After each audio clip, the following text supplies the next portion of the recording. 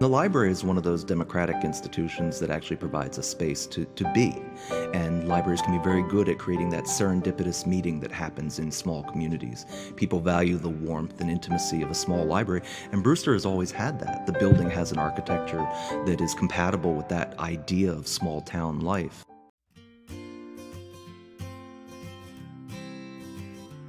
What I love about the library is all the programs they have to offer and how you really get to meet other readers through the programs. I love this building. It's a beautiful old building and it's a beautiful place to work. I love the Brewster community. We have many different kinds of people who come in and we try to serve them all. I'm Gina Loprinzo, and I'm the director of the Brewster Public Library. I love the Southeast community. I love the families that come in, especially the children that come in after school every day. My name is Barbara Leister, and I'm the program coordinator here at the Brewster Library. I love that we are a welcoming community. We see everybody, we welcome everybody. My name's Elizabeth Joyce. I'm Peter Carey. I'm a current vice president of the Library Board of Trustees. Love the programs the library's doing. I love the library because the people that are here. Everyone is extremely friendly. The librarians are fabulous. They have wonderful programs that they offer throughout the school year, throughout the summer, on the weekends, during the week, all different times. So if you're a stay-at-home mom and you have a young one, there's something that they offer you. Even for adults, there's programs that they offer. Last year, we dedicated this main reading room to David D. Bruin, who was the first Putnam County executive and also a former library board president. And we're lucky to have his daughter, Peggy Bruin, now serving on our board. She's here with me now. Thank you, Gina. I appreciate being here today in this beautiful reading room.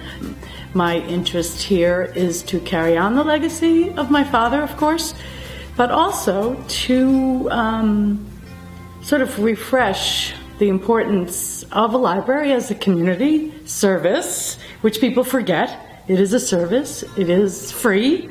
We do all own it. I'm here to make it an essential part of our community, which libraries were years ago and I feel should be again. The thing I've heard most from the public is the building is very small. There's not a lot of room to do anything other than to just sit there and read or sit on the computers. There are a couple of problems I see with the size of the library right now because it really hinders the amount of activities and type of activities that they can offer. If the library had more space, they could offer more programs.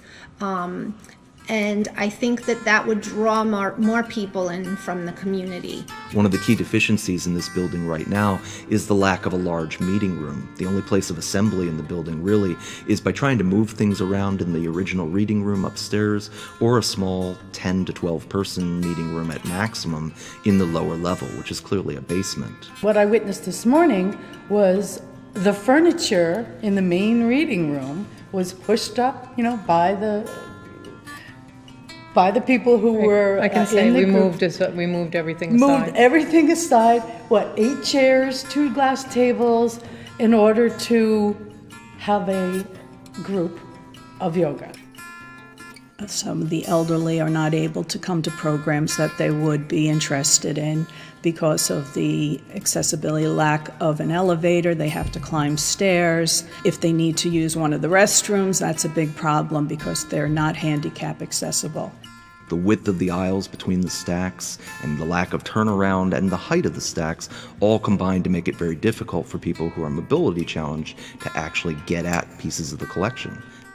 There's such a small space in the program room, and there's only a small number of kids that are allowed to register because we don't have that much space. I just think it would be nice if more people got to participate and enjoy doing the things that I love to do at the library. We always have more people who want to participate than we are able to accommodate. In order to address the space and access issues, the library board proposed a two-phased solution to double the size of the library. Phase 1 will replace the deteriorating entrance ramp and renovate the downstairs program room. A New York State grant and the library's capital fund is financing Phase 1. Construction will begin in the fall of 2017. The second phase will include construction of a program room that could accommodate up to 50 people, several private study rooms, an elevator and ADA-compliant restrooms, all while retaining the library's historic facade and main reading room. A proposition to authorize the town of Southeast to finance the much-needed construction project will be on the 2017 ballot. If passed, the town of Southeast would be authorized to borrow up to $2.9 million to fund the project. The term of the bond may be up to 25 years and would determine the increase homeowners would see on their taxes. For instance, over a 20-year bond, the average homeowner's taxes would increase by about $30 a year. To put this into perspective, that's about the cost of 2 large pizzas.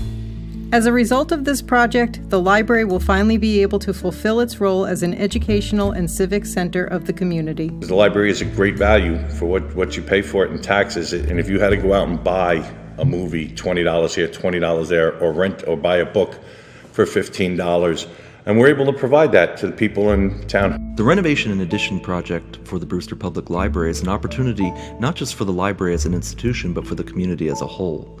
It establishes a place of safety and a place of learning for everyone in the community. My name's Paul Mays. I'm an architect, a library architect actually, and I work with Butler Rowland Mays Architects out of Ballston Spa, New York. The addition is actually going to include a large meeting room that allows use all through the day. And this means that from the earliest hours we can have toddlers and babies in libraries with parents, small parenting groups. We can have homeschoolers use the building and that space. We can have tutors, homework assistants, right up through adult programs. A couple of the other key areas in the new addition are going to be small study or tutor rooms. We are going to also have several private study rooms where 2 or 3 people can go in there and shut the door and be totally secluded and be able to concentrate on their work. The expanded library will include the larger children's area. There is actually young readers, middle readers, tweens, and then actually a teen and young adult space. That age needs to have a spot where they can go, be away from the younger children, be away from the adults, and just a place where they can sit, they can do homework, chat, and just hang out after school. With a November referendum passage, we would expect that the project would go out to bid sometime mid to late 2018, meaning that we would begin construction in the fall of 2018, and given roughly a 12-month construction period, we would expect final ribbon cutting somewhere at the end of 2019, probably the holiday season by the time all interiors and furnishings are done. We don't want to exclude anybody. We want to include as many people as possible. Anyone who wants to take advantage of everything we have to offer, we want them to be able to be accessible.